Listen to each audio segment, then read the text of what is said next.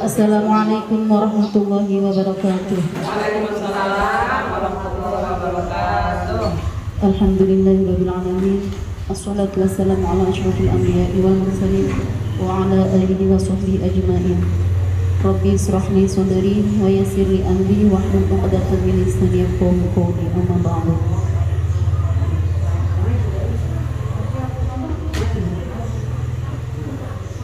Yang saya hormati guru kita Kiai Haji Abdul Rahim berserta Umi Mahmudah, semoga Allah kasih sehat panjang umur sehingga beliau dapat membimbing kita dalam menuntut ilmu agama. Dan kepada ibu-ibu jamaah rahimakumullah yang tidak saya sebut satu persatu, namun tidak mengurangi rasa hormat dan takdim saya kepada ibu-ibu semua. Alhamdulillah, puji dan syukur mari sama-sama kita panjatkan kehadirat Allah Subhanahu wa taala, yang mana Allah telah memberi kita banyak nikmat, terutama nikmat iman Islam, nikmat sehat panjang umur, sehingga kita dapat berkumpul di sini majelis dalam keadaan sehat walafiat. Amin amin ya rabbal alamin.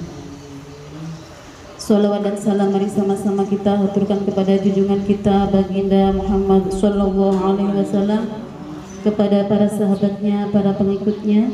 Semoga syafaat beliau sampai kepada kita semua di yaumil qiyamah nanti. Amin amin ya rabbal alamin. Ibu-ibu jami'ah rahimakumullah, untuk mempersingkat kata, maka saya akan bacakan susunan acara pada siang hari ini. Acara pertama pembukaan, kedua pembacaan ayat suci Al-Quran, ketiga pembacaan Asmaul Husna, dan keempat pelajaran disertai dengan doa penutup. Mari kita buka bersama-sama acara kita dengan membaca suratul Fatihah. Ila hadiniyah wa likulli niyatin sholihah wa ila hadratin Nabi Al-Fatihah. A'udzu billahi minasy syaithanir rajim. Bismillahirrahmanirrahim. Alhamdulillahi rabbil alamin. Ar-Rahmanir Rahim. Maliki yaumiddin. Iyyaka na'budu wa iyyaka nasta'in. Ihdinas siratal mustaqim. Siratal ladzina an'amta 'alaihim ghairil maghdubi 'alaihim waladdallin. Amin. Rabbighfir lana wa liwalidina. Amin. Allahu rabbul alamin. Acara selanjutnya yaitu pembacaan ayat suci Al-Quran yang akan dibacakan oleh Ibu Haji Ida. Kepada beliau kami persilakan. Assalamualaikum warahmatullahi wabarakatuh.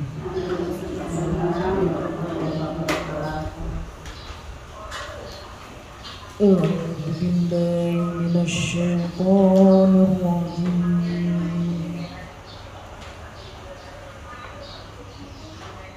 Bismillahirrahmanirrahim.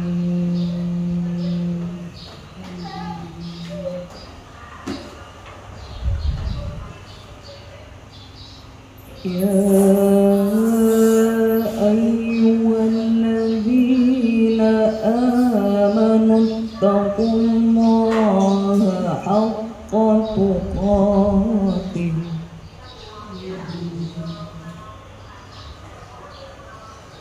Ittaqullaha haqqa tuqatih wa la tamutunna illa wa antum muslimun.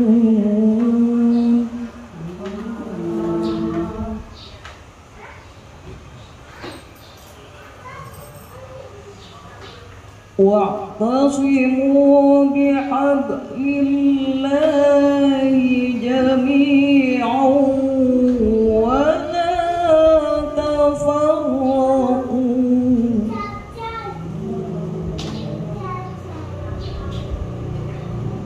Wadhkuru ni'matallahi 'alaikum in kuntum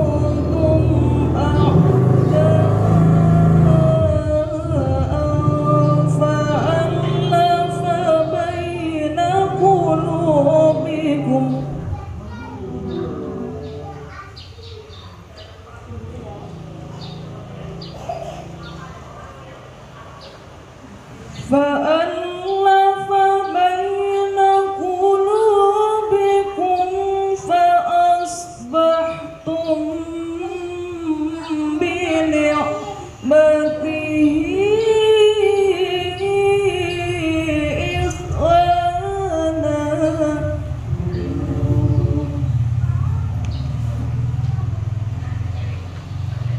وكنتم على شفا حفرة من النار فأنقذكم منها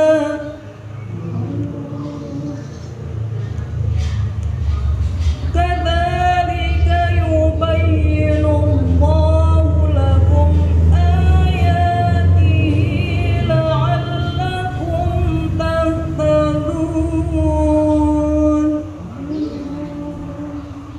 كذلك يبين الله لكم آياته لعلكم تهتدون صدق الله العظيم. Wassalamualaikum warahmatullahi wabarakatuh. Allahumma arhamna bil Quran. Terima kasih ibu-ibu semua. Acara selanjutnya yaitu pelajaran yang akan disampaikan oleh guru kita Kiai Haji Abdur Rahim. Kepada beliau kami persilakan. Assalamualaikum warahmatullahi wabarakatuh.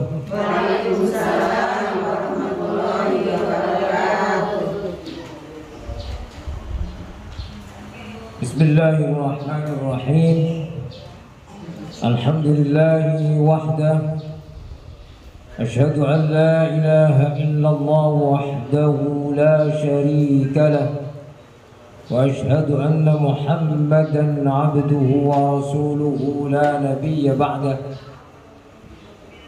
Allahumma fasalli wa sallim wa barik ala sayyidina Muhammad wa ala alihi wa sahbihi wa man ittaba'a hudahu wa walahu ila yaumil qiyamah. Wa ba'du. Ibu-ibu yang saya hormati dan semoga senantiasa dirahmati dan dimuliakan oleh Allah Subhanahu wa taala. Alhamdulillah, senantiasa kita bersyukur kehadirat Allah Subhanahu wa taala.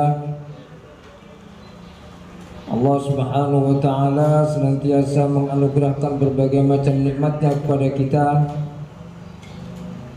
terutama nikmat iman dan Islam, sehingga dengan nikmat itu kita hadir di tempat yang sangat mulia dan dimuliakan oleh Allah Subhanahu wa taala, yaitu majlisul ilmi atau majlis ta'lim, tempat yang sangat mulia. Semoga kemuliaan tempat ini menjadikan kita hamba Allah yang mulia dan dimuliakan Allah baik di dunia maupun di akhirat nanti. Amin ya rabbal alamin. Salawat serta salam semoga senantiasa tercurah dan Allah anugerahkan kepada junjungan kita, panutan kita, Nabi besar Muhammad sallallahu alaihi wasallam. Ibu-ibu yang dirahmati oleh Allah Subhanahu wa taala, pagi ini kita akan mengkaji tentang akidah. Kajian tentang akidah ini sangat penting. Kalau kita lihat kajian fikih dan akhlak juga penting, tetapi yang sangat penting dan yang lebih penting daripada yang lain adalah akidah. Karena akhlak dan fikih itu berdasarkan akidah. Akidah itu melandasi yang lainnya.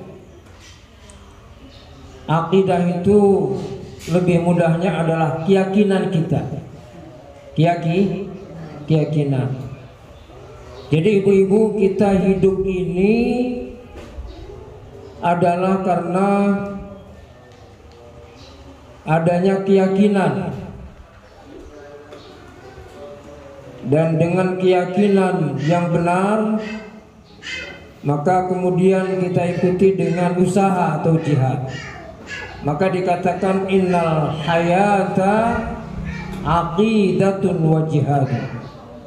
Sesungguhnya hidup ini adalah akidah atau keyakinan dan jihad atau usaha.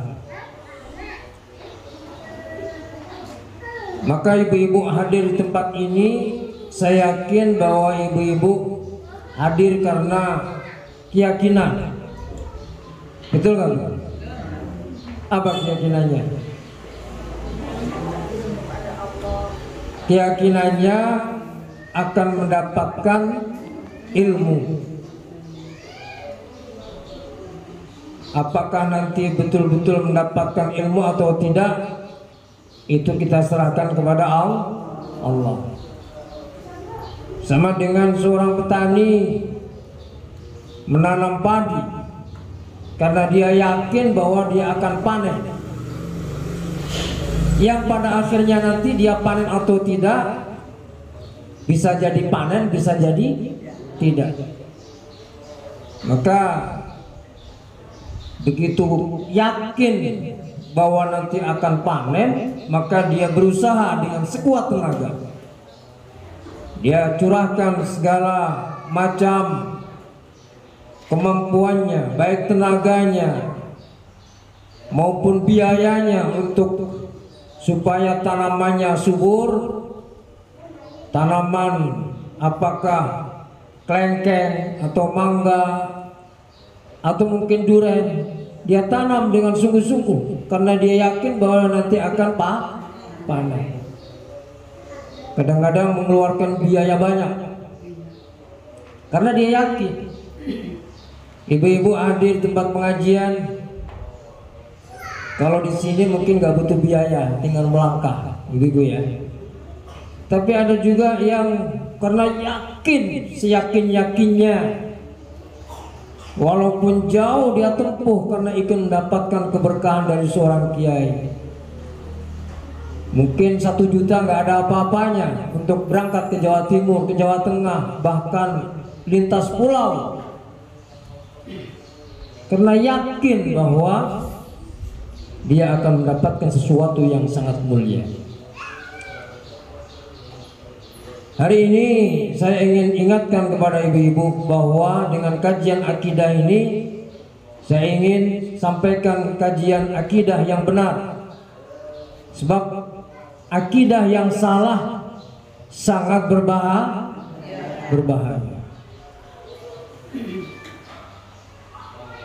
Seorang ayah dan ibu di Pemalang pagi hari ini, kita dikejutkan berita bahwa dia menyimpan mayat anaknya. Kenapa itu? Karena apa? Karena keyakinan. Keyakinan itu dari mulai belum ada agama, ada animisme, dinamisme, keyakinan. Itu adalah satu dari sekian ribu contoh. Oleh karena itu, memiliki keyakinan yang benar itu penting. Jangan sampai kita punya keyakinan yang salah, dan anak-anak kita jangan sampai memiliki keyakinan yang salah. Dola.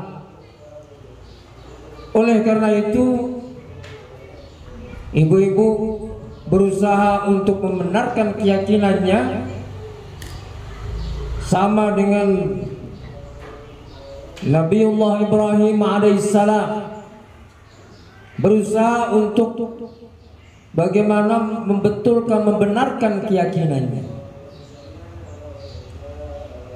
Jadi tidak terima begitu saja, punya keyakinan, terus diyakinkan, dicek kebenaran keyakinannya. Di dalam surah Al-An'am ayat 74 sampai ayat 79. Bagaimana Nabiullah Ibrahim diceritakan oleh Allah Subhanahu wa taala mencari Tuhan. Mencari Tuhan. Dia sudah mengatakan kepada ayahandanya bahwa ayah, kau sesat, jangan menyembah patung. Wa idh qala Ibrahim li abihi azar atattakhidhu asnaman alihah inni araka wa qaumaka fi dhalalin mubin. Wa kadzalika nuri Ibrahim malakutas samawati wal ardi wa liyakuna minal muqinin. Jadi ayat 74 sampai 79 surat Al-An'am ini memberikan pelajaran kepada kita bahwa jangan sampai kita terima dengan keyakinan kita. Kita harus cek and recheck keyakinan kita. Benar nggak keyakinan kita ini? Sama dengan Nabiullah Ibrahim, ketika dia melihat bintang, oh ini bintang Tuhan saya, ini bintangnya. Ketika diperhatikannya bintang terbenam atau lama-lama tidak ada, maka dia berkeyakinan, berkesimpulan, oh ini bukan Tuhan. Begitu juga ketika dia melihat rembulan, diperhatikannya, lama-lama dia tidak ada, maka dia berkesimpulan, oh ini bukan Tuhan. Begitu juga melihat matahari. Itu Nabiullah Ibrahim diceritakan oleh Allah menjadi pelajaran buat kita, bahwa kita harus cek and dicek tentang keyakinan kita. Bagaimana cek and diceknya? Melalui pengajian. Di dalam surah Al-Baqarah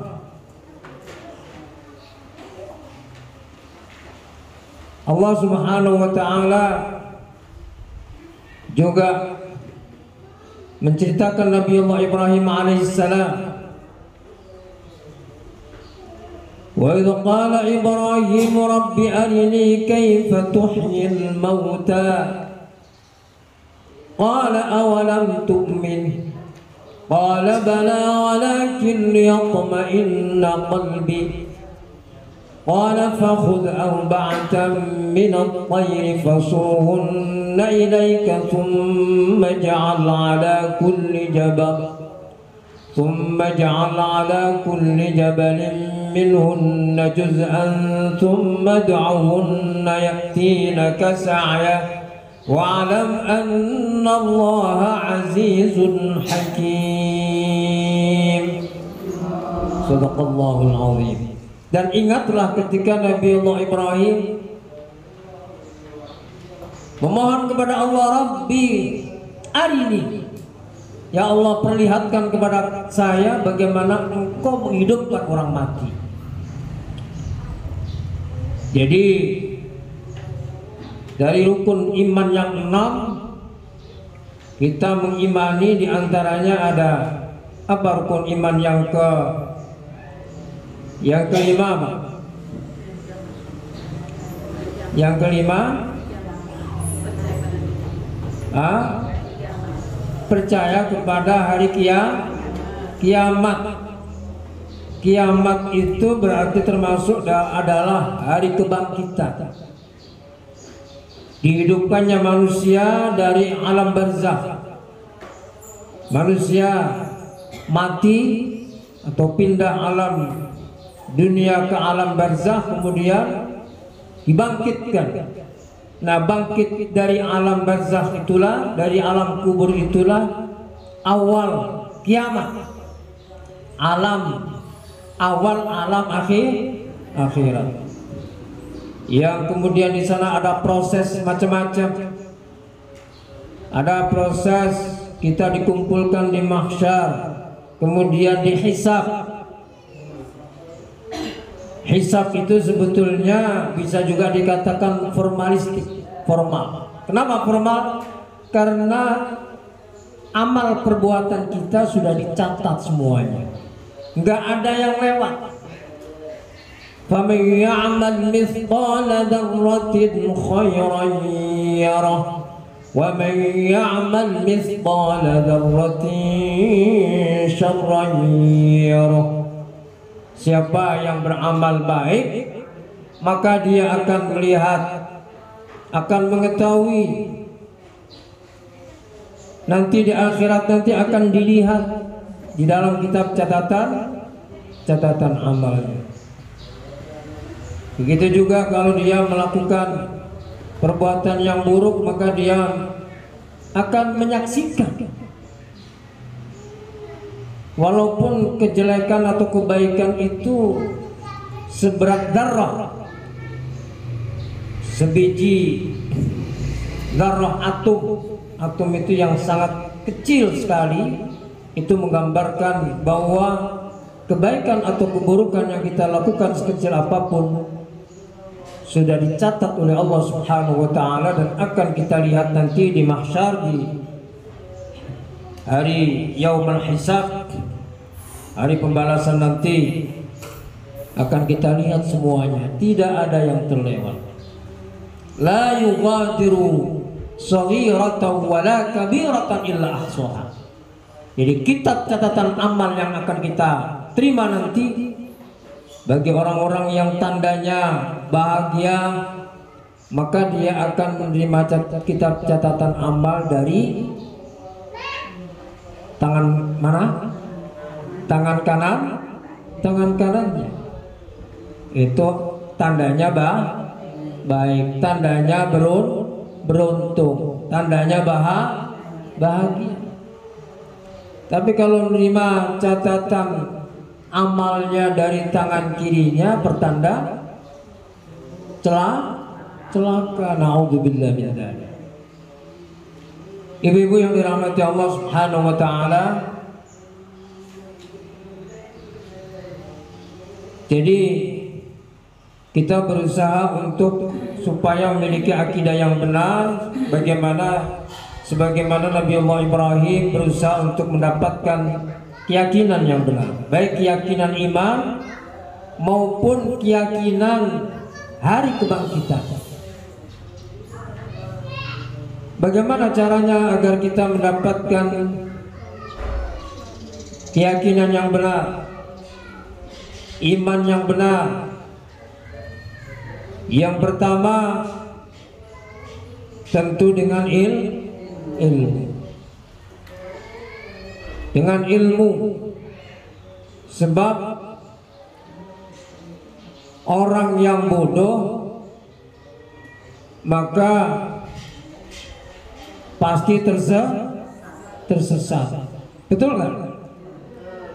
Orang yang bodoh pasti tersesat. Kalau nggak tersesat mungkin kebetulan saja. Kalau ibu-ibu nggak tahu mau ke Bogor lewat jalan mana, nggak tahu, blank sama sekali, kira-kira tersesat nggak jalannya? Nah itu berarti kebodohan itu menjadikan orang tersesat. Maka jangan sampai kita merawat kebodohan. Dengan ilmu, dengan majelis ta'lim, kita melawan kebodohan itu supaya kita jangan sampai menjadi orang yang sesat atau tersesat. Bahaya. Yang kedua tentu dengan bertanya.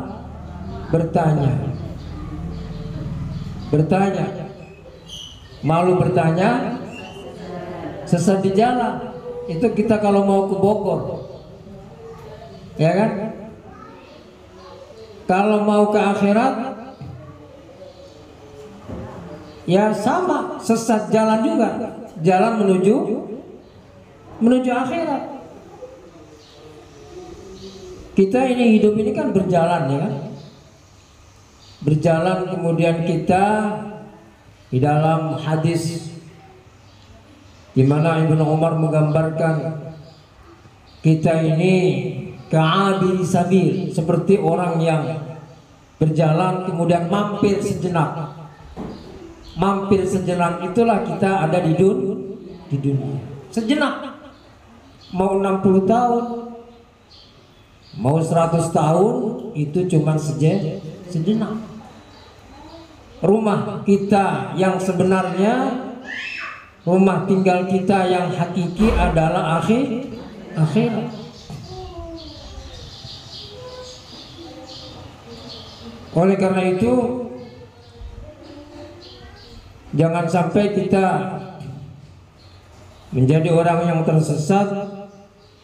Jangan malu bertanya. Nah, ibu-ibu, kalau pengajian tanya, jangan malu untuk bertanya. Bisa saja apa yang saya sampaikan salah, atau ibu-ibu memahaminya salah. Bisa. Oleh karena itu Al-Quran atau Allah Subhanahu wa ta'ala mengingatkan kepada kita, a'udzu billahi minasyaitonir rajim, fas'alu ahla dzikri in kuntum la ta'lamun. Bertanyalah kepada ahlu dzikri. Bertanyalah kepada siapa? Kepada ahlu dzikri. Ahlu dzikri itu ahlul ilmi. Kalau bahasa kita, bertanyalah kepada ahlinya. Kalau kita bertanya tentang ilmu apa? Ilmu jualan, ilmu dagang, ya tanya sama yang ahli dagang. Orang mau tanya soal dagang, tanyanya ke kiai. Ya kalau kiainya ahli dagang. Kalau mau tanya tentang kuli bangunan atau tentang bangunan, tanya sama tukang insinyur. Itu artinya tanya kepada ahlinya, supaya ibu-ibu nggak sesat. Kalau tanya tentang bacaan Al-Quran, tanya sama orang yang ahli baca Al-Quran. Kalau ibu-ibu tanya nggak tahu, kemudian pengen nanya bagaimana cara masak yang enak, tanya ke siapa? Tukang masak, koki, chef, ya kan? Orang pengen masak enak, tanyanya ke tukang batu, kuli batu. Mana bisa? Itu fas'alu ahla dzikri. Tanyalah kepada ahlinya, supaya apa? Supaya nggak tersesat. Orang akan mau bertanya kalau apa? Ibu-ibu, orang mau bertanya itu biasanya cirinya apa? Kalau mau bertanya, kalau merasa nggak tahu, kalau merasa nggak tahu, kalau merasa tahu, tanya nggak? Hah? Kalau ada orang sudah merasa tahu, sotoy. Kira-kira mau nanya nggak? Nggak nanya. Udah pokoknya ke jalan ke Parung Bingung kemana sih? Nggak tahu. Nah kalau sekarang mah tinggal nanya map. Walaupun diputer-puterin sama map, dia iman betul, iman sama map. Iya kan? Kalau kita nanya sama orang, Parung Bingung mana sih? Oh sono. Nanti ke kanan sedikit, nanti kemudian ke kiri, terus saja kira-kira 5 kilo, nanti ke kiri lagi. Kalau dia iman sama yang ngasih tahu, pasti dia ikutin. Betul nggak? Tapi kalau dia nggak iman, orang itu jawabnya seenaknya aja itu. Saya nggak yakin. Kira-kira diikuti nggak? Nggak diikuti. Itu keyakinan. Jadi orang mau tanya itu karena dia merasa nggak tahu, sehingga dia tanya. Tapi kalau sok tahu, karena kesombongannya, sok tahu itu macam-macam. Bisa macam-macam karena dia malu mau bertanya. Bisa juga dilatar belakangi sombong. Bisa nggak? Ngapain? Orang baru kemarin sore masa saya nanya sama dia. Malu ah. Biarin aja sesat. Gua terima sesat daripada nanya sama dia. Ada nggak yang begitu? Ada banyak. Mudah-mudahan di sini nggak ada begitu. Jadi kesombongan itu bisa jadi faktor utama sesat. Sama dengan Abu Jahal. Abu Jahal itu sombong. Sebetulnya dia beriman kepada Nabi Muhammad. Sebetulnya dia beriman kepada Nabi Muhammad karena dia sombong. Ngapain saya iman sama Muhammad? Dia bilang begitu. Jadi kesombongan itulah akan menghalangi segala kebaikan. Ngapain saya ngaji ke situ? Gengsi. Ngapain? Sorry. Nah itu. Nah, jadi yang pertama tadi faktor sesat itu adalah apa? Pertama, kebodohan. Yang pertama kebodohan. Berarti sebaliknya faktor kebenaran dan petunjuk itu adalah ilmu. Yang kedua faktor supaya kita tidak sesat adalah bertanya. Kalaupun kita sudah tahu ibu-ibu, nggak ada salahnya tanya lagi, cek dan dicek. Kita sudah bisa baca Quran nih, ya kan? Sudah bagus baca Qurannya. Nggak ada salahnya kalau kemudian kita ngaji lagi, kita bertanya sama yang alim, yang alim. Dan kita tidak boleh sombong. Orang yang bisa memiliki kemampuan baca Al-Quran, ya, jangan sampai kemudian kita itu sama saya juga kemampuannya. Ini udah diawali dengan sombong begitu, mana mau ngaji, ya kan? Mana mau ngaji. Ada juga yang tadi karena malu sehingga nggak mau ngaji. Saya ngaji di sana nggak disalah-salahin, kenapa di sini disalah-salahin? Nggak terima dia, malu di depan umum disalah-salahin. Padahal yang begitu mah biasa-biasa aja, ya kan?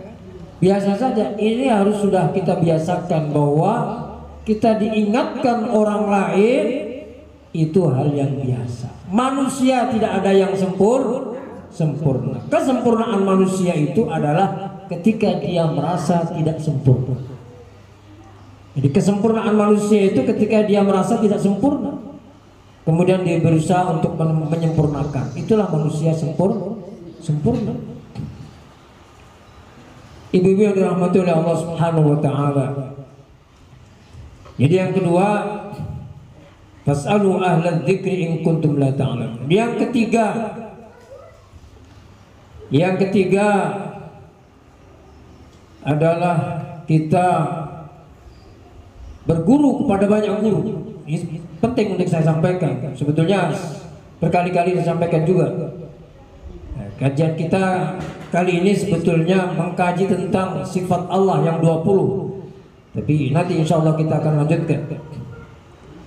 Jadi yang ketiga, kita hendaknya berguru kepada banyak guru.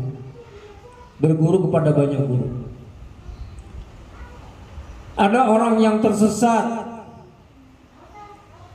karena dia hanya punya satu guru, apalagi gurunya agak berbau-bau dukun begitu.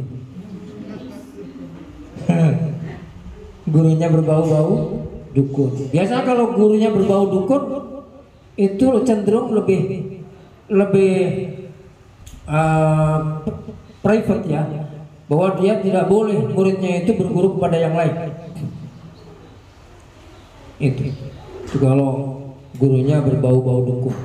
Banyak kan guru-guru yang berbau dukun kan banyak, apalagi daerah-daerah dekat situ, dekat daerah Malimping, keson dikit. Saya sebetulnya bisa Bu, berdukun bisa, gampang dukun itu, gampang. Kalau ada orang yang sakit kemudian minta tolong ke saya, gampang sekali. Artinya dukun yang ibul ya, dukun yang ibul itu gampang, gampang.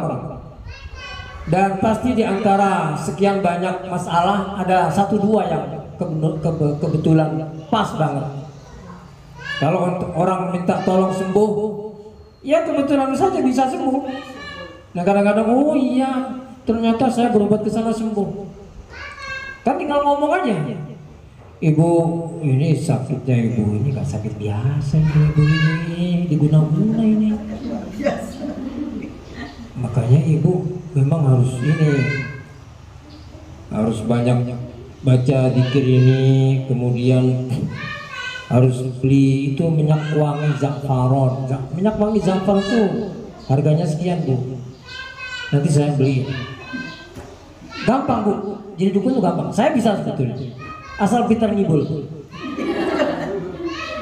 Insya Allah ibu-ibu pasti akan tertipu itu. Nah, ini bicara keyakinan soalnya. Bicara keyakinan. Hari ini di apa namanya? Alam milenial, apa namanya? Era milenial, era digital, masih banyak katanya orang yang tertipu dengan dukun. Masih banyak. Makanya ibu-ibu jangan mudah percaya sama dukun. Harus dicek and recheck. Gitu. Jangan lagi sakit karena mendesak datang ke sono ke sini dibilangin begini. Percaya banget. Jangan mudah percaya. Jangan mudah percaya. Nah itu. Bagaimana supaya kita bisa mengecek tentang kebenaran semuanya itu? Allah Subhanahu wa taala sudah memberikan syariat. Syariat itulah sebagai standar kebenaran. Tapi syariat itu yang dikaji dari Al-Qur'an dan hadis itu bisa saja orang yang menafsirkannya salah. Oleh karena itu, bagaimana kita mengetahui bahwa pemahaman agama yang dijadikan landasan dalam segala hal, dalam segala ibadah itu kita ketahui sebagai hal yang benar pemahaman agama itu? Maka melalui hal-hal yang saya sebutkan tadi, yang pertama ilmu, yang kedua bertanya, yang ketiga berguru kepada banyak guru, kepada banyak guru. Jadi kalau satu guru itu ibaratnya sama dengan katak dalam tempurung. Katak dalam tempurung. Dalam agama memang tidak ada secara pasti hadis menjelaskan bahwa kamu harus berguru kepada banyak guru, nggak ada. Cuman secara rasional ibu-ibu bisa kita cerna bahwa kalau ada orang berguru kepada satu guru, kalau gurunya pas lagi benar, insya Allah benar. Tapi kalau berguru kepada satu guru pas gurunya nggak benar, ada bau-bau magicnya, ada bau-bau macam-macam. Dia nggak tahu muridnya, karena dia tidak bisa membandingkan dengan yang lain, betul nggak? Ibarat katak dalam tempurung tadi itu. Jadi yang tahu benar ya gurunya itu. Ada banyak kasus kan Bu ya, ada banyak kasus. Kemarin ada yang tanya, Pak Ustadz, itu kalau sholat taraweh 7 menit gimana tuh Pak Ustadz? Taraweh 23 rakaat 7 menit. Hah? Gimana tuh? Jawa Timur ya? Nah, kalau kita lihat dari standar syariah itu mah gak benar. Tapi kata mereka benar gak? Kata mereka benar. Kata mereka benar. Orang yang menyimpan mayat di rumahnya saja keyakinannya benar gak? Keyakinannya benar. Menurut kita gak benar, menurut dia benar. Orang yang melakukan istishhad, tahu istishhad itu? Mencari mati syahid dengan bom bunuh diri. Menurut keyakinan dia benar. Menurut keyakinan dia benar. Tetapi dalam kacamata syariah belum tentu benar. Banyak gak benarnya. Apa alasannya? Di dalam Al-Quran hadis tidak ada. Tidak ada orang untuk berjuang, untuk membunuh lawan, sekalipun dalam peperangan, untuk membunuh lawan dengan cara membunuh dirinya. Tidak ada. Tidak ada. Baik. Tapi dia itu keyakinannya luar biasa. Dia melakukan itu karena sudah dijemput bidadari di surga. Bidadari sudah menjemputnya. Iya, itu keyakinannya. Keyakinannya begitu. Sama dengan tadi keyakinan. Begitu mayatnya disimpan, dibaca-bacain, nanti hidup lagi katanya. Itu keyakinan. Jadi dengan keyakinan ibu-ibu orang bisa melakukan apa saja. Dengan keyakinan orang bisa melakukan apa saja. Keyakinan itu ada yang 50%, ada yang 100%, ada yang 300%. Sama dengan listrik begitu, voltasenya macam-macam. Gitu. Keyakinan juga begitu. Kalau keyakinannya sudah sangat kuat, ibarat dinding yang begitu tebalnya bisa jebol karena keyakinannya. Bahayanya keyakinan itu. Kalau baik maka bagus, tapi kalau buruk maka itu sangat bahaya. Ibu-ibu yang dirahmati oleh Allah Subhanahu wa taala, yang keberapa? Yang keempat tadi ya. Sekarang keempat.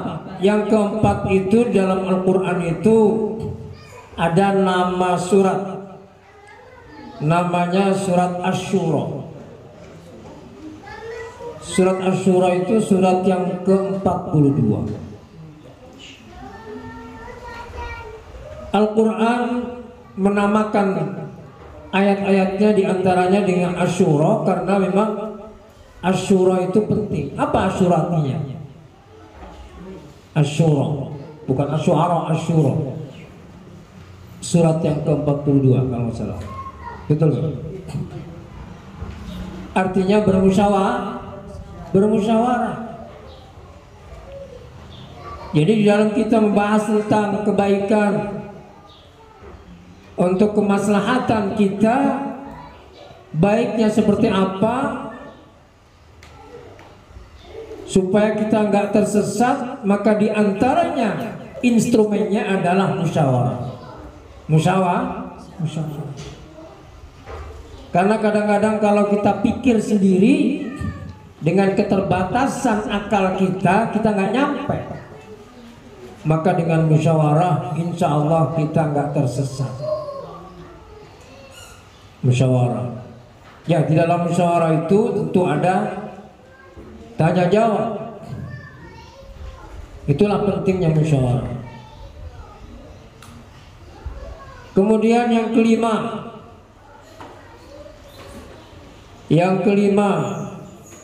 ada namanya surat Al-Mujadilah,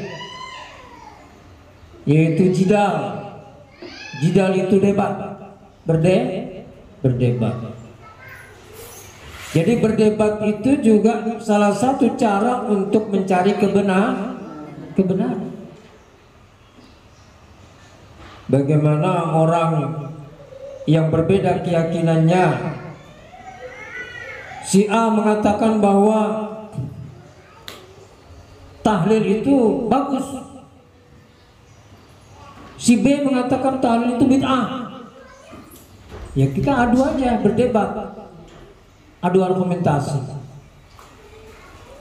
Yang penting cara berdebatnya dengan dilaksanakan dengan baik, jangan adu kusir, ya kan? Gak ada pangkal ujungnya, yang ada cuma emosi. Berdebat banyak di media, ya, media informasi, di YouTube banyak juga debat antara ini dengan itu. Saya tidak sebutkan banyak, ya, antara ahli agama ini dengan ahli agama itu berdebat untuk mencari kebenaran. Jadi Al-Mujadilah surat keberapa itu? Juz 28. Surat ke 58. Itu kebetulan yang mendebat itu seorang perempuan,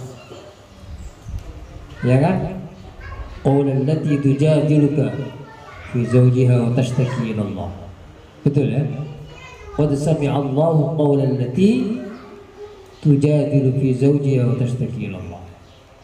Jadi orang perempuan itu bagus sebetulnya. Kaum wanita itu cerdas sebetulnya. Karena di situ coba ibu-ibu baca ayat yang pertama dan dibaca terjemahnya. Itu. Ya. Siapa yang berdebat? Yang mendebat siapa? Kaum wanita, kaum perempuan. Ibu-ibu yang dirahmati oleh Allah Subhanahu wa taala. Jadi melalui pengajian ini kita sama-sama ingatkan kepada saudara-saudara kita, jangan mau menjadi orang yang tersesat. Rasulullah SAW diutus untuk mengeluarkan kita dari alam kegelapan ke alam terang benderang, dari kesesatan menuju hidayah. Jangan sampai kita menjadi orang yang tersesat. Orang yang tersesat faktornya tadi ada untuk mendapatkan petunjuk tadi, kebalikan dari tersesat ada 5 hal yang saya sampaikan tadi, ya. Di dalam segala hal, baik dalam masalah dunia maupun masalah akhirat, lebih-lebih masalah akhirat, maka kita lakukan 5 hal tadi itu supaya kita tidak menjadi orang yang tersesat. Saya kira itu ibu-ibu pengajian umum kita tentang akidah secara umum saya jelaskan. Nanti kita akan lanjutkan kajian akidah Asy'ariyah, yaitu sifat 20. Sifat 20 ini dari TK sudah kita pelajari ibu-ibu, sama dengan Al-Quran, dari TK sudah kita pelajari. Cuman kalau TK menghafal, ya kan? TK menghafal, kemudian SD SMP masih menghafal, memaknai. Tapi kita memperdalam. Begitu juga Al-Quran. Kita belajar Al-Quran, cara membacanya, kemudian memaknai, dan cara mengamalkannya, agar jangan sampai nanti ini pelajaran TK lagi, wujud kita baka. Bukan. Kita akan mengkaji secara mendalam apa sebetulnya akidah yang 50 itu. Nah, jangan sampai kemudian ini pelajaran dari SD. Tidak. SD mempelajari akidah yang 50 itu beda dengan kita mempelajarinya. Kita mendalami sehingga insya Allah akan menguatkan iman kita. Iman kita kepada Allah mudah-mudahan menjadi benar dan kita dijauhkan oleh Allah dari kesesatan. Silakan ibu-ibu, mungkin ada yang ingin bertanya. Malu bertanya setelah di jalan tadi. Silakan, Bu Haji. Tadi yang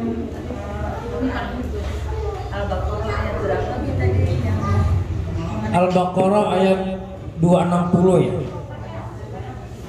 Kalau nggak salah 260. Wa idh qala Ibrahim rabbi arini kaifa tuhyil mauta.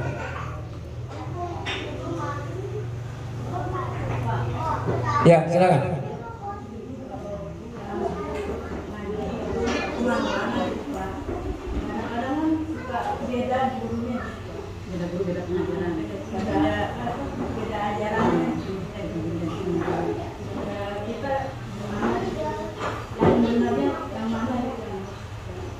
Baik, pertanyaan yang sangat bagus.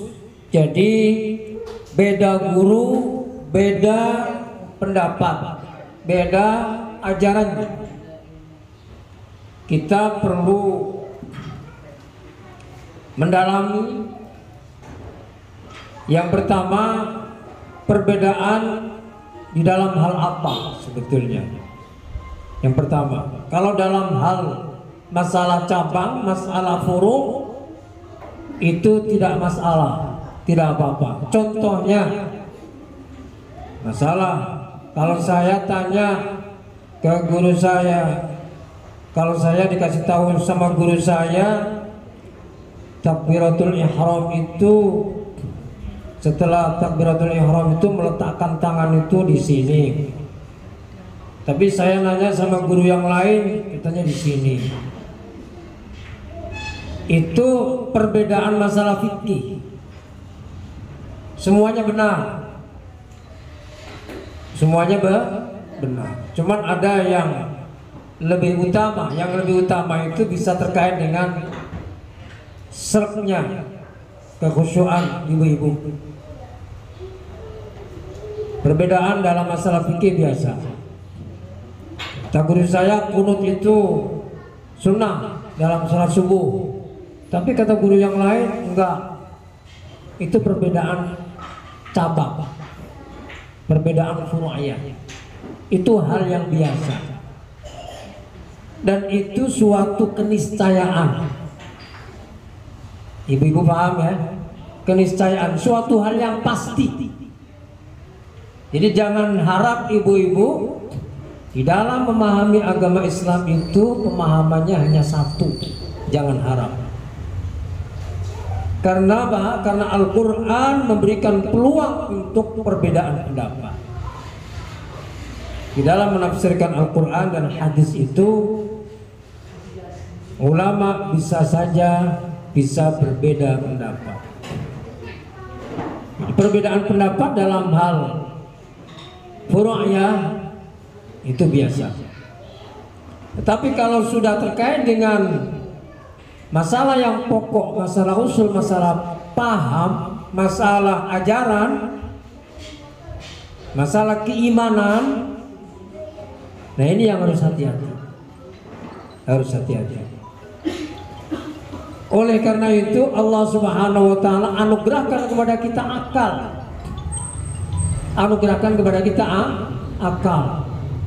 Maka kita gunakan akal kita untuk supaya bisa ada perbandingan. Kalau hanya dua guru kita masih bingung. Maka saya bilang hendaknya kita memiliki banyak guru. Kalau hanya dua guru sama kata ini begini, kalau kata Allah begono. Kata guru saya, kalau kita mengimani Allah itu jangan dibayangkan Allah itu. Tapi kalau kata yang lain, bayangkan Allah itu. Bayangkan kayak ada jasadnya begitu. Nah, saya bingung jadinya. Yang mana yang benar? Kata guru saya nggak boleh dibayangkan kayak ada fisiknya. Tapi kata yang lain, supaya khusyuk, bayangkan aja Allah itu kayak fisik, kayak orang datang begitu. Nah, ini terkait dengan akidah, dengan keimanan kepada Allah Subhanahu wa ta'ala. Maka tidak bisa disamakan dengan perbedaan fikih tadi. Harus dicek benar kebetulannya, harus dicek betul kebenarannya, supaya tidak tersesat.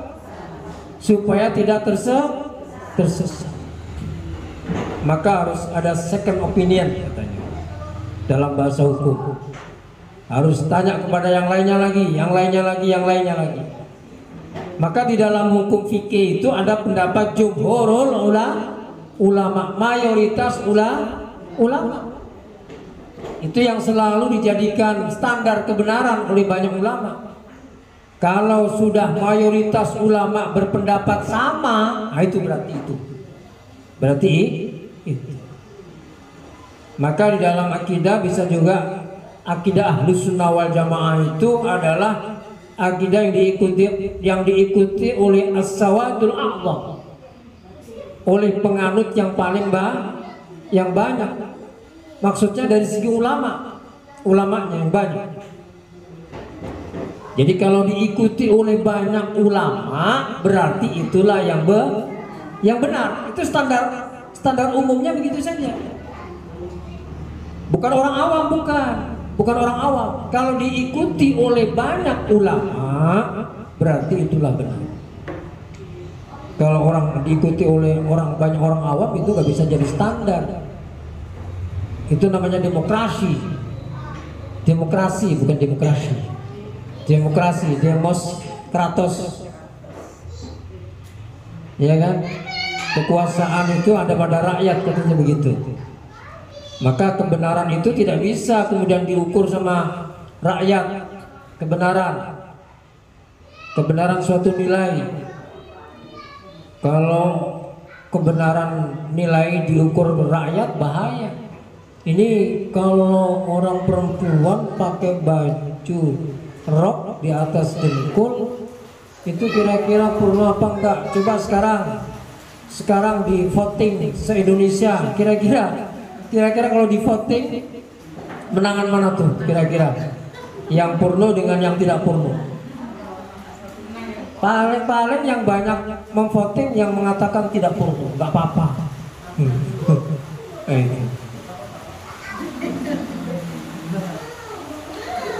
Jadi itu ibu ya. Jadi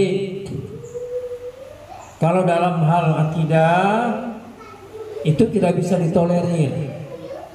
Jangan sampai kita biarkan. Kita harus mencari betul-betul yang benar, ya, dalam hal akidah. Contohnya umpamanya soal Ahmadiyah, kan? Soal Ahmadiyah. Orang mereka mengatakan bahwa Mirza Ghulam Ahmad itu nabi terakhir, nabi setelah Nabi Muhammad. Kok ada keyakinan begitu? Mereka ngaku Islam nggak? Ngaku Islam. Tapi dia meyakini ada nabi setelah Nabi Muhammad, namanya Mirza Ghulam Ahmad, sehingga itu di Lenteng. Ada namanya Masjid Al-Mubarak. Itu Ahmadiyah. Itu. Dulu ada juga yang hampir sama itu saudaranya,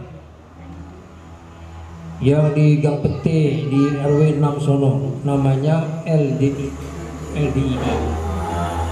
Tapi beberapa tahun yang lalu di Jakarta Selatan, MUI Jakarta Selatan bersama LDI pentol-pentolannya hadir.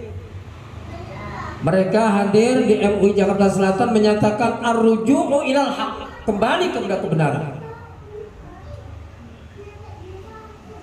Jadi kenapa mereka menyatakan kembali kepada kebenaran? Karena tadinya dia tersesat. Kira-kira kenapa mereka tersesat? Ibu-ibu bisa jawab gak dari uraian yang tadi?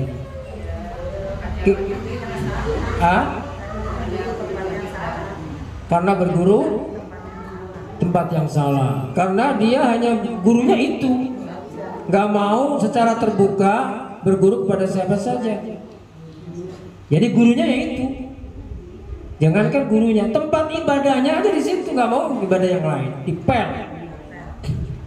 Makanya melalui pengajian ini saya sampaikan bahwa beberapa tahun yang lalu saudara-saudara saya yang tergabung di LDII menyatakan ar-ruju'u ilal haq, kembali kepada kebenaran.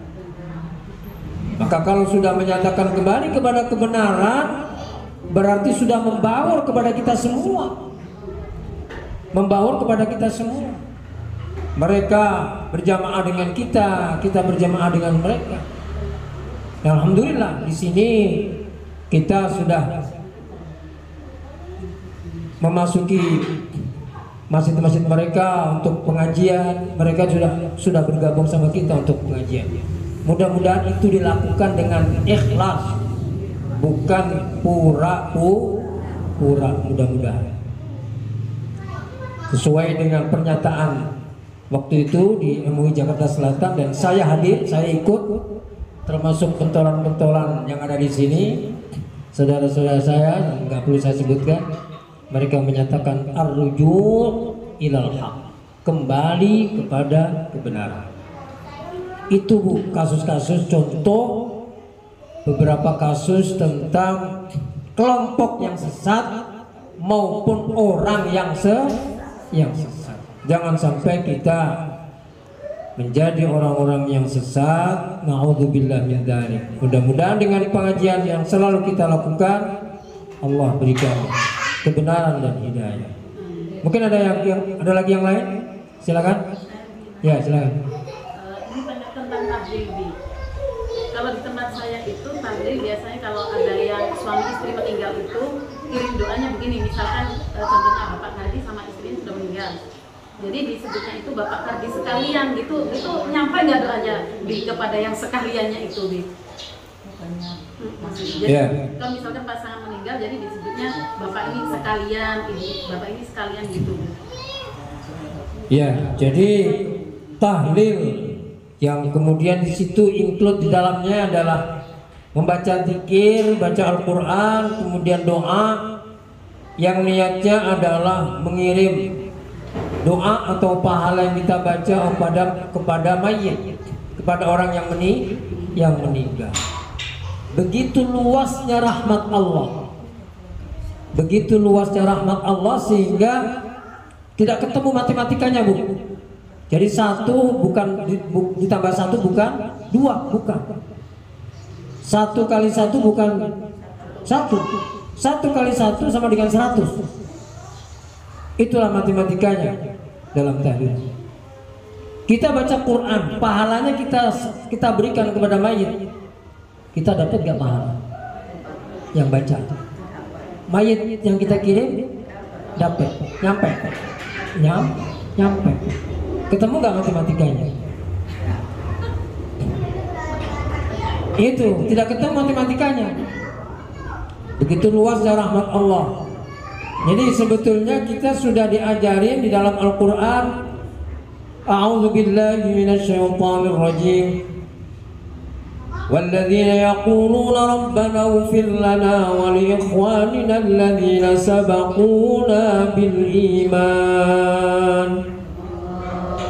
ولا تجعل في قلوبنا غلا للذين آمنوا ربنا إنك رؤوف رحيم. Di dalam ayat ini kita dianjurkan untuk mendoakan kepada orang-orang yang mati sebelum kita secara umum. Orang-orang yang beriman, mukminin mukminat secara umum. Berarti doa kita nyampe kepada semuanya. Berapa jumlahnya orang mukmin mukminat? Triliunan. Dari kita hidup sampai dulu, ya kan? Tidak terbatas. Allahumma ighfir li wa li walidayya wa lil mu'minina wal mu'minat. Atau kita sebutkan satu-satu, sebutkan Wali Songo, sebutin sahabat sebutin, pahlawan sebutin, capek-capek dah, sebutin semua. Boleh sebutin semua, boleh juga. Boleh. Ya. Jadi tahlil yang meninggal bapaknya, tapi yang ibunya sudah meninggal lama, kita rangkep doanya kepada dua-dua nyampe. Kita sebutin orang tua kita, paman kita, dua-duanya nyampe. Itu nggak ketemu matematikanya, mau dibagi dua gimana? Ya. Ada yang kita doain, yang rajin ibadah kita doain, yang gak rajin ibadah kita doain, yang sedikit nakal kita doain. Kata tetangga, enak banget itu orang, nggak pernah ke masjid doain juga, ditahlilin juga. Lah, jangan gini begitu. Soal nyampenya seperti apa kita serahkan kepada Allah. Ya kan? Kita kan kirim doa, ibaratnya kita kirim, ya kirim itu, kirim materi itu nanti di sananya seperti apa? Apa di sananya jadi es atau es yang masih beku atau sudah mencair atau seperti apa? Kita kirim buah-buahan di sana, buah-buahnya masih seger, tambah enak atau udah busuk. Itu tergantung amalnya masing-masing. Selama dia orang mukmin, nyampe doa kita, nyampe. Nah, kita doain sama orang jahat, selagi dia sebagai masih menjadi orang mukmin, belum murtad, nyampe doa kita. Kecuali kalau kita doain sama orang yang beda agama sama kita, biar kita sampai capek juga nggak nyampe doanya. Itu. Karena kita doain ya Allah mudah-mudahan dikasih petunjuk. Nah, itu. Kalau kita doainnya ya Allah ampunilah dia, nggak nyampe. Jadi begitu luasnya rahmat Allah sehingga kita doain 2 orang 3 orang, mau matinya bareng atau matinya nggak bareng, itu insya Allah sampai. Insya Allah sampai. Dan mau dirangkep begitu saja sampai mukmin-mukminat atau dirinci, disebutin satu-satu, satu kelurahan sebutin semua, ya sampai juga. Ya cuman memang pastinya beda lah ya. Kalau yang disebutin khususon gitu kan, nah itu bisa berbeda sesuai dengan niat kita dan keikhlasan kita. Tapi yang jelas bahwa doa kita nyampe kepada mereka semua, walaupun berdua, bertiga, bersepuluh dan seterusnya. Wasi'at rahmatuh. Jadi rahmat Allah sungguh sangat luas sekali. Saya kira itu. Baik, masih ada ibu-ibu yang bertanya? Silakan.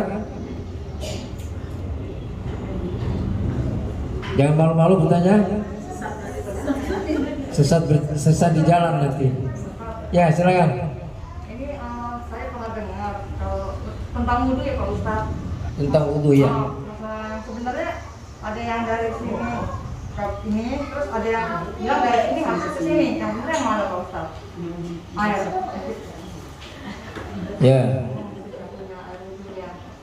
Ya, jadi memang kalau kita lihat di YouTube itu ada penjelasan dari dari Ustadz Adi Hidayat juga, dari yang lain juga ada ya, bahwa pernah juga dijelaskan membasuh tangan itu dari ujung ke sikut. Ya itu mungkin berdasarkan Al-Quran, ilal marafiqi. Kalau Al-Quran itu kan menyebutkan sampai sikut, ilal marafiqi. Tapi ilal marafiqi itu sebenarnya batasnya. Kan nggak mungkin kita basuhlah tanganmu dari sikut sampai ujung jari, nggak enak.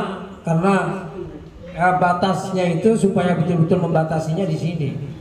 Nah, jadi menurut saya ini perbedaan nggak apa-apa, kalau dalam hal ini beda-beda dikit nggak apa-apa. Menurut saya nggak apa-apa. Mau dari sini boleh, mau dari sini nggak apa-apa. Yang nggak boleh itu nggak dibasuh. Ya, ya. Jadi saya tidak menemukan mana yang lebih afdal gitu ya. Di dalam hadis itu mana yang lebih afdal tidak saya temukan. Kalau terkait dengan sahnya, maka kita membasuh tangan itu mau dari ujung jari ke sikut atau dari sikut ke ujung jari, itu sah saja. Dua-duanya sah. Yang nggak sah itu kalau ada yang terlewat nggak kebasuh, masih ada yang kering di sininya, nah itu berarti nggak sah. Yang penting membasuhnya harus ditekuk bajunya, terutama ibu-ibu ya. Ibu jangan sampai sayang-sayang nih. Ya akhirnya dibasuhnya cuma dikit aja, takut basah.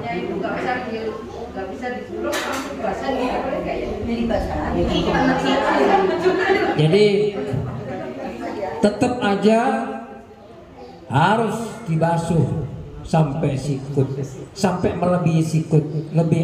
Lebih afdolnya adalah melebihi sikut, lewatin sikut. Di dalam Al-Quran disebutkan ilal marafiqi, sampai sikut. Tetapi kita membasuh sampai sikut itu ragu. Ya, jangan-jangan ada yang masih kering. Oleh karena itu di dalam fikih kita disunahkan untuk melebihkan sedikit. Melebihkan itu menjadi kesempurnaan kita membasuh sikut. Maka ma la yatimul wajib illa bi fa huwa wajib. Sesuatu yang menjadi kesempurnaan yang wajib itu dia menjadi wajib pula. Jadi tidak ada alasan untuk tidak dibasuh, harus dibasuh. Walaupun bajunya sempit, ya harus dilepas, ya kan? Atau dibasahi langsung, nggak boleh. Kalaupun sempit nggak bisa dibuka, nggak bisa dikeatasin, ya harus dibasuh sama baju-bajunya. Jadi nggak ada kata ampun di dalam membasuh tangan, kecuali bagi orang yang luka. Bagi orang yang luka, maka dia bertayamum. Atau bagi orang yang kondisinya sakit, kena air, bertambah sakit, maka Islam tidak memberatkan. Kalau dalam hal itu saja bukan berarti tidak memberatkan, itu orang malas untuk membuka bajunya. Jadi kalau ya, tapi bukan ibu ya, yang mungkin yang lain kalau yang nggak mau buka bajunya. Jadi kalau memakai air membahayakan badannya, maka solusinya Islam tidak memberatkan di dalam menjalankan syariatnya, maka dia dibolehkan untuk bertayamum. Wah, itu ibu-ibu ya, begitu mudahnya agama Islam di dalam syariatnya. Ya, kalau ibu-ibu kan bisa saja dengan begitu sakit, maka dia bisa bertayamum dengan menepuk 2 kali, ya kan? Begini doang. Udah, sebagai gantinya wudhu. Ya, itu semuanya sudah diatur dalam kitab fikih, bagaimana cara kita bertayamum, kapan harus bertayamum, dan cara-cara bertayamum. Saya kira itu, ibu, jadi memang harus dibasuh. Sesempit apapun bajunya, itu belum dikatakan darurat, ya. Belum dikatakan darurat. Ya. Mungkin yang lain? Ya, silakan. Kalau misalnya mandi basah, junub ya maksudnya ya? Mandi basah, tapi junub. Mandi basah atau junub? Mandi basah. Wudu dulu nggak? Wudu. Oh ya. Ya. Kalau mandi pasti basah. Emang ada mandi gak basah? Iya. Mandi gak basah bukan mandi air itu. Ya, jadi mandi junub itu memang ada penjelasannya dalam fikih. Kita disunahkan untuk wudhu dulu, disunahkan gitu ya. Ya. Tetapi ketika pada waktu mandi itu kemudian dia batal, ya wudhu lagi. Umpamanya menyentuh alat kemaluannya dengan telapak tangan bagian dalamnya, maka batal, maka dia wudhu lagi. Tapi kalau dia sudah nggak menyentuh, kayaknya yang menyentuh kemaluannya dengan telapak tangan bagian dalamnya atau tidak buang angin, kata Ustaz Subki, buang angin, bahasa yang halusnya buang angin. Kalau tidak buang angin berarti tidak perlu wudhu lagi, gitu ya. Ya, saya kira itu. Jelas ya? Ya, mandi basah. Baik ibu-ibu, mudah-mudahan apa yang kita kaji senantiasa bermanfaat bagi kita semua. Dan marilah kita berdoa mohon pada Allah Subhanahu wa taala, mudah-mudahan Allah senantiasa berikan hidayahnya kepada kita. Allah jauhkan kebodohan, kesesatan dari kita, sehingga mudah-mudahan kita di dalam beribadah Allah terima ibadah kita, Allah terima iman taqwa kita, dan kita mendapatkan ridhonya. Amin ya rabbal alamin. Di hadhihi niyah al-Fatihah. A'udzu billahi minasy syaithanir rajim. Bismillahirrahmanirrahim. Alhamdulillahi rabbil alamin. Ar-Rahmanir Rahim. Maliki yaumiddin. Iyyaka na'budu wa iyyaka nasta'in. اهدنا الصراط المستقيم صراط الذين أنعمت عليهم غير المغضوب عليهم ولا الضالين